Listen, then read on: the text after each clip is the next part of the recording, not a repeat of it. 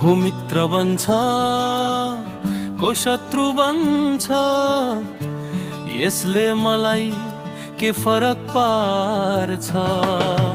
मित्रता पनि क्षणिक हो, वैर पनि क्षणिक।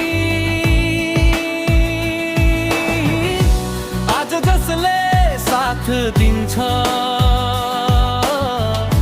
भोलि टाढा हुन सक्छ। आज जसले विरोध पर्छ भोलि त्यही हात मिलाउन आउन सक्छ।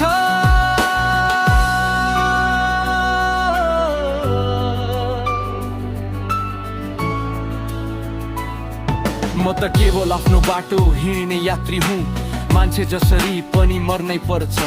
मृत्युबाट कोही उम्किएको छैन, न राजा न गरिब न बलियो न बुद्धिमान। जब शरीर ढल्ने नै हो डर द्वेष र भ्रमको भारी किन बोक्ने। यदि जीवन 4 दिनको मात्र पाहुना हो भने किन झुटको छायामा बस्ने। किन अरूको रायको डरमा सत्य लुकाउने। सत्यको आनन्द लिनु नै वास्तविक स्वतन्त्रता हो।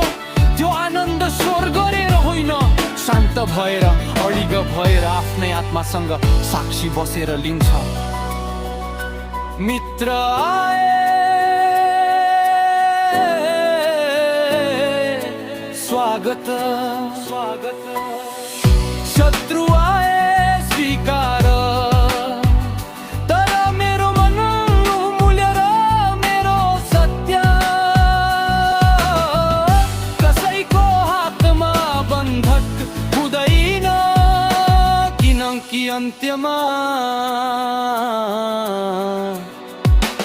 नाम होइन धन होइन, सिर्फ कर्म र सत्यको सुगन्ध मात्र बाँकी रहन्छ।